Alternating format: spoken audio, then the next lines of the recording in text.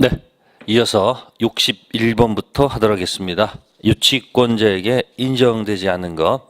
네, 1번이 틀렸습니다. 61번의 1번. 유치권 자체에 의한 물청이 있다는 말이 있습니다. 네, 그 지문이 틀렸습니다. 네, 유치권자는 무슨 권자는? 유치권자는 점유가 생명입니다. 그래서 유치권자는 유치권을 기초로 하는 물청은 존재하지 않습니다. 물청은 존재하지 않고요. 오직 점유권 기초로 하는 뭐만 있다. 네, 물권적 청구권이 있을 뿐이다. 그래서 1번 지문이 틀렸다는 거. 그래서 물청을 잘 좀 정리하시고요. 그 다음 이제 62번 가겠습니다. 근저당권에 관한 설명으로 바르지 못한 것. 자, 1번 정답이 나옵니다. 바로 근저당권의 피담보 채권이 확정되기 전이라도 채권 일부가 양도되면 그 부분에 근저당권은 양수인에게 승계된다. 네, 근저당은 채권 최고액부터 출발합니다. 채권 최고. 그래서 붙는 게 근저당입니다. 그래서 붙었다가 비점대 채무가 뭐가 되면, 네, 확정되면, 네, 비로소 저당권이 됩니다. 일반 저당권 되거든요. 따라서 요거 확정되기 전, 요 사이에서 자, 채권이 소멸하거나 또는 채무 일부가 이전하더라도 밑에 저당권에 영향을 미치지 않습니다. 따라서 양수인에게 승계되지 않습니다. 그래서 채무가 뭐가 되기 전, 확정되기 이전, 여기서 주된 채무가 소멸했다. 그죠? 또 이전했다 하더라도 야, 밑에 저당권은 소멸하지 않고요. 또 저당권은 뭐 되지 않는다? 같이 따라가지 않는다는 거. 1번 지문이 정답이 되겠습니다. 네, 다음에 63번 가도록 하겠습니다. 63번. 네, 집합건물 소유 및 관리에 관한 법률 설명으로 틀린 것도 있습니다. 네, 거기 보시면은 정답은 4번입니다. 4번 보시면은 구분 소유자는 규약으로 달리 정한 때 공용 부분을 전유분과 분리해서 처분할 수 있다 되어 있습니다. 자, 요거는 절대적 일체성에 반합니다. 네, 집합건물 가면 전유 부분이 주죠, 주. 그 다음에 A는 공용 부분도 있고 그 다음에 대지 사용권이 있습니다. 대지 사용권이라는 것이 있습니다. 그러면 A의 지분이 있고 여기도 A 지분이 있습니다. 그러면 특징은 전유 부분이 움직이면 따라가야 됩니다. 아셨습니까? 이것도 따라오고 이것도 따라옵니다. 근데 요 공용 부분 요 일체성하고 그 다음에 대상권의 요 일체성은 차이가 뭐냐면 요거는 절대적 일체성이라고 합니다. 절대 분리 금지예요. 근데 이거는 상대적 일체성인데 분리 가능성이 있다 그 얘기입니다. 그래서 절대적 일체성 때문에 규약으로 달리 정해도 절대 분리 처분할 수 없다는 것. 정답 4번이고요. 다음 64번 갑니다. 저당권에 관한 설명으로 틀린 것. 네, 2번 보시면 저당권이 실행되는 경우 저당권자의 우선하는 전세권자가 배당 요구를 하더라도 전세권은 매각으로 경락으로 소멸하지 않는다. 64번은 정답이 2번입니다. 즉 앞에 뭐가 먼저 있다는 거예요? 전세권자가 먼저 있고 무슨 권이 있고요? 전세권자가 있고 그 뒤에 누가 있다는 거예요? 저당권이 있다는 얘기죠.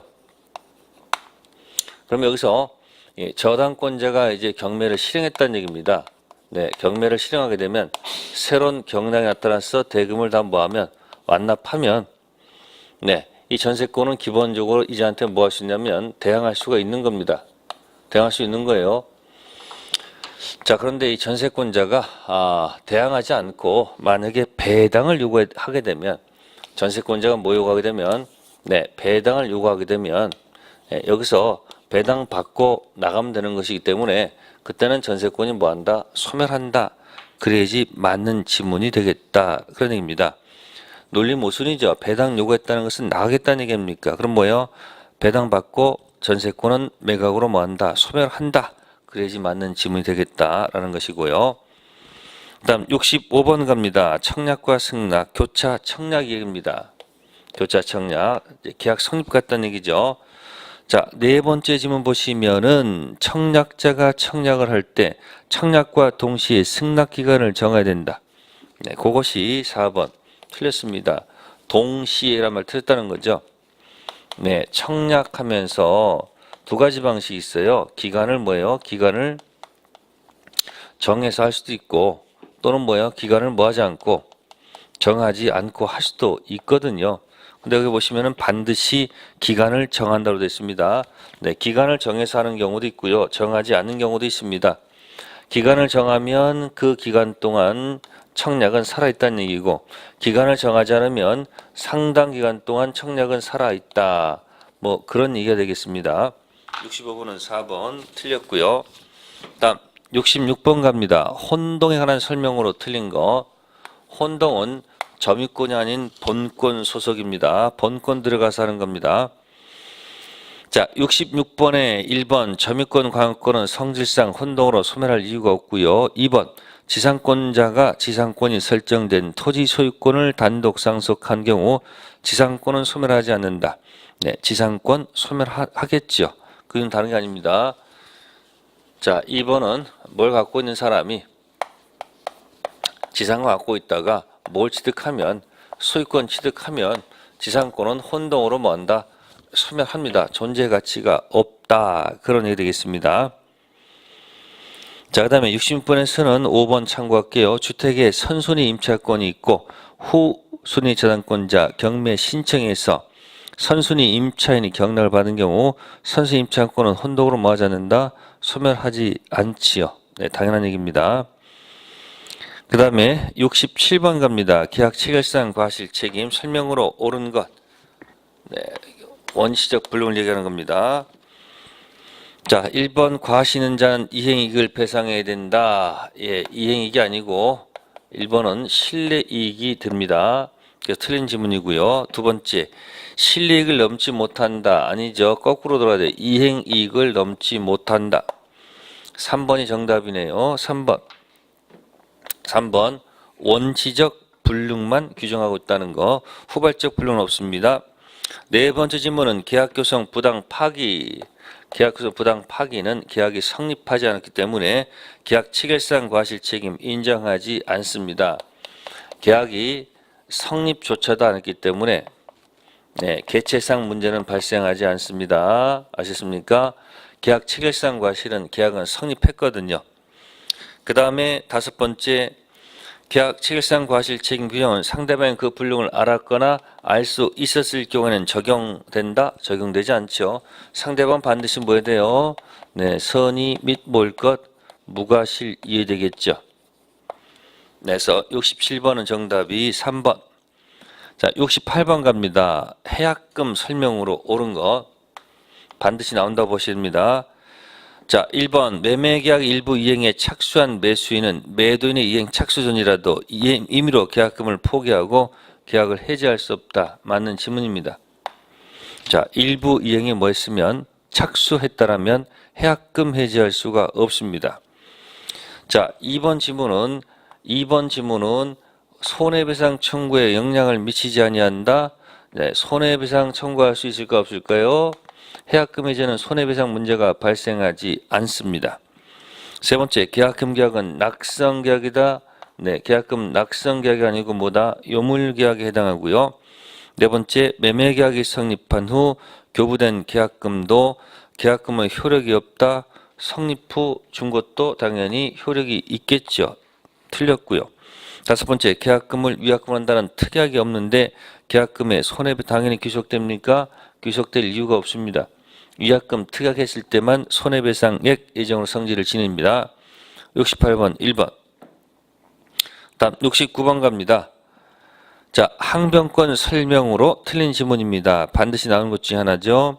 자, 5번 지문 봅시다. 특정 채무담보하기 위해서 격려된 채권자 명의의 소유권 이전 등기 말소 청구와 피담보 채무 변제는 동시행 관계에 있다 되어 있습니다. 69번은 5번이 틀렸습니다.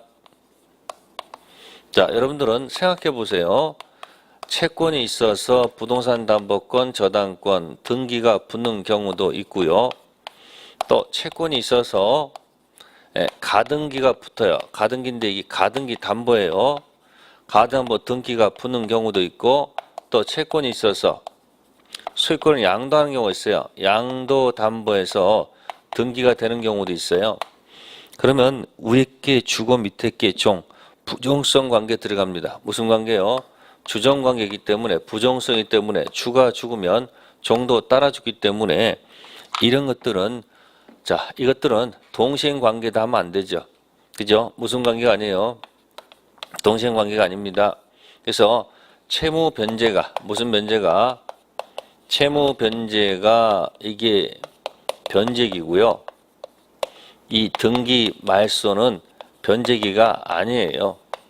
따라서 변제기에 있는 사람을 뭐라고 그러죠? 선 이행 의무자는 항변권이 없다는 거 있습니까? 그래서 채무를 변제하지 못하면 바로 이행지체에 빠진다는 거. 69번 정답 5번 부종성을 기억할 것. 네, 다음에 70번 갑니다. 계약 해제에 관한 설명으로 틀린 것. 자, 거기 보시면 네 번째 지문, 채무자 책임 있는 사유로 이행 불능이란 말이 있습니다. 채권자는 최고하고 계약을 해제할 수 있다. 네, 그 지문이 틀렸습니다. 그래서 이행 지체하고 뭐하고 이행 지체하고 이행 불능하고 헷갈리지 말 것. 지체는 이행 여지가 있기 때문에 이건 뭐 해야 되고요. 최고를 해야 되는 것이고 불능은 바로 뭐 없이 최고 없이 바로 법정 해제권 발생한다. 다음 71번 가겠습니다. 매매에 대한 설명으로 옳은 것 됐습니다. 자, 1번 지문입니다. 매매 일방약은 상대방이 매매를 완결할 의사를 표시한 때 매매 효력이 생긴다 되어 있습니다. 이건 예약 완결권을 얘기합니다. 무슨 권이요? 그래서 완결 의사 표시가 되면 상대방 동의 없이 바로 효력이 생깁니다. 자, 2번 지문은 매매계약은 재산권 이전하고 대금 지급하로 성립한다. 2번 지문은 뭐가 틀리냐면요. 약정이 빠졌어요. 약정이 빠졌기 때문에 틀린 지문이 될 것이고요. 세 번째 지문은 당연히 권리 이전한 것하고요. 대금 지급하는 것은 당연히 무슨 관계입니까? 동시 이행 관계에 들어간다고 봐야 되겠죠. 그 다음에 네 번째, 매매 계약하는 비용은 일방이 전적으로 부담한다? 아니죠. 양쪽이 균분해서 받아야 되겠죠. 다섯 번째, 담보 책임은 강행 규정이 아니에요. 무슨 규정? 임의 규정입니다. 71번은 1번이 틀렸고요. 옳은 지문이고요. 다음 72번, 약관에 관한 얘기입니다. 자, 약관은 거기 2번. 고객에게 부당하게 불리한 약관 조항은 공정을 이룬 것으로 뭐한다? 추정한다는 것. 1번 질문은 분양자와 분양받는 자세에서 약관 조항과 다른 합의가 있어도 그 합의가 우선에 적용되지 않는다. 합의가 우선해서 적용돼야 됩니다. 틀린 질문이고. 세 번째, 운전자 연령 26세 이상 한정운전 특별약관은 차별로 무효인데 차별로 무효보지는 않습니다. 세 번째, 상당한 이유 없이 분양자 담보 책임 성립 요건으로 고의과실을 요하는 분양약관 내용은 유효가 아니고 뭡니까? 무효가 되겠죠. 수분양자한테 불리하기 때문에.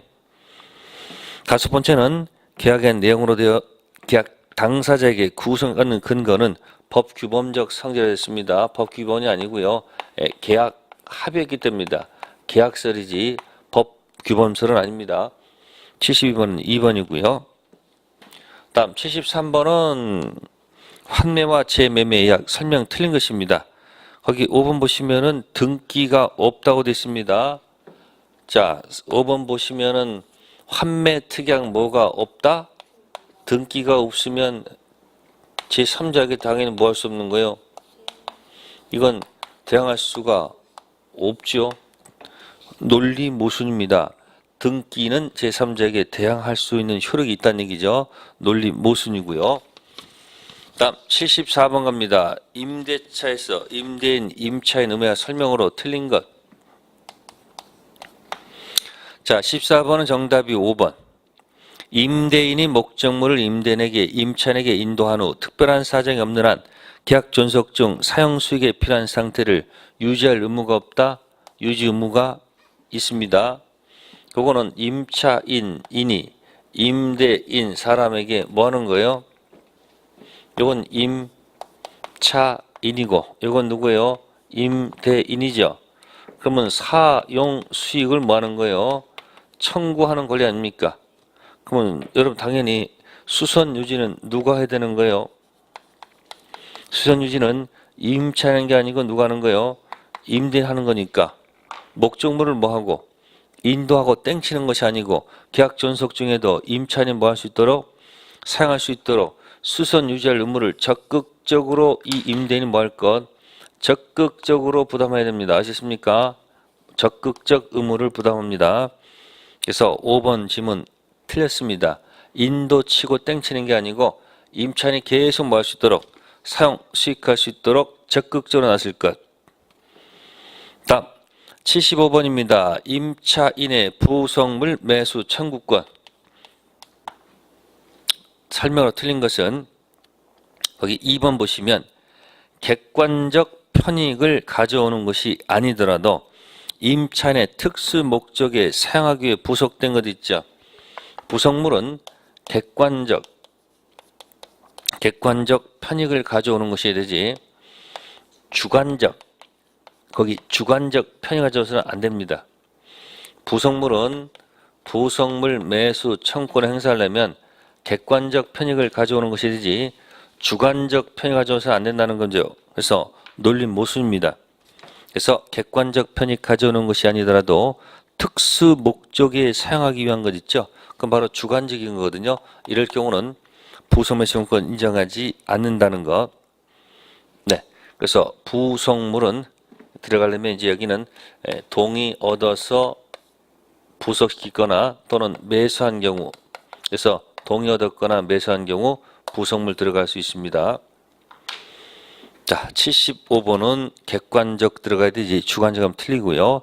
다음 76번 갑니다. 특별법령이죠. 상가 건물 임대차 계약갱신 요구권 적극적 권리 행사죠. 네, 거기 1번 보시면은 경과실 파손 때문에 틀렸네요. 중과실과 뭐를 구별할 것? 경과실을 구별할 것. 이 중은 무거울 중자고 경은 가벼울 경자입니다. 중과실 파손했을 때, 또 경과실 파손했을 때, 중과실 파손하게 되면요, 주인은 당연히 뭐요?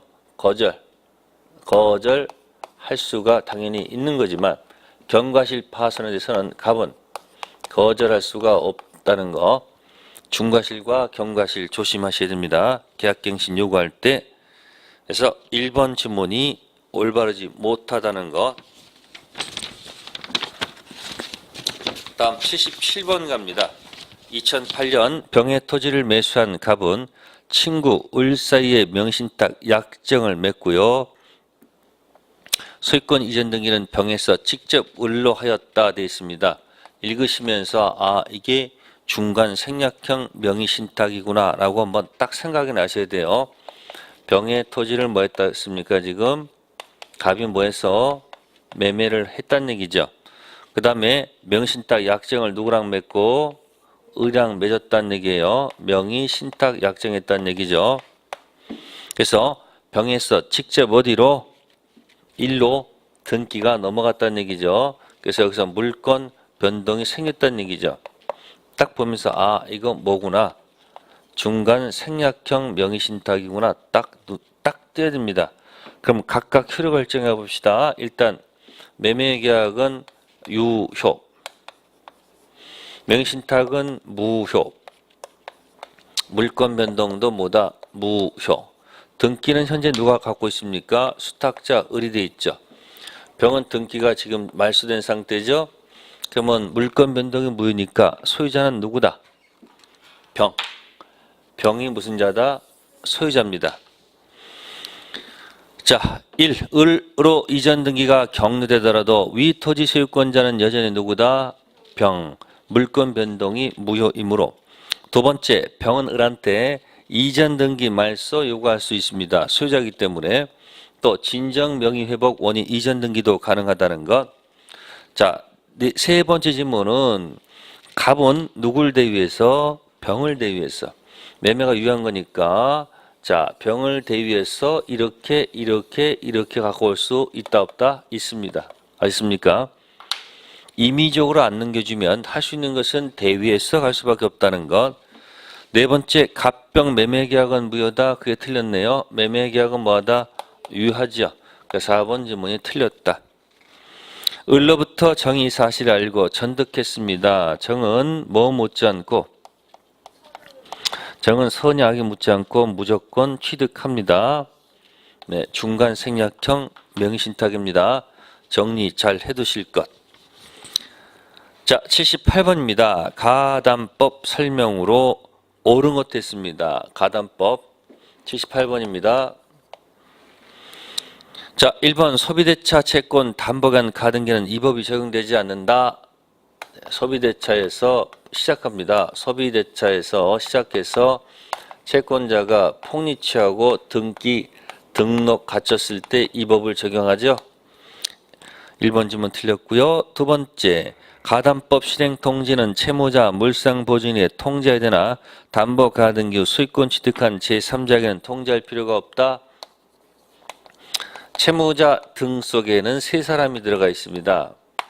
채무자 당연히 들어가 있겠죠. 물상보증인 그 다음에 용감한 제3자까지 들어가기 때문에 그 담보 가등기 후 소유권 취득한 제3자한테도 통지할 필요가 있다는 것. 3번 가등기가 담보 가등기 제부는 거래 실질과 당사자 의사 해석에 따라서 뭐 할 문제? 뭐 그냥 3번이 정답이 되겠네요. 네 번째, 청산금 평가액을 통지한 후라도 채권자는 청산금 평가액 자체가 불합리하게 산정됐음을 증명해서 X 다툴 수 있다? 안 돼요. 한 입 갖고 두 말하기 없기. 자기가 평가한 금액이 잘못됐다?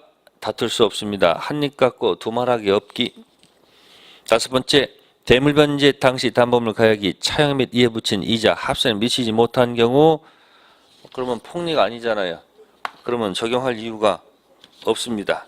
78번은 3번.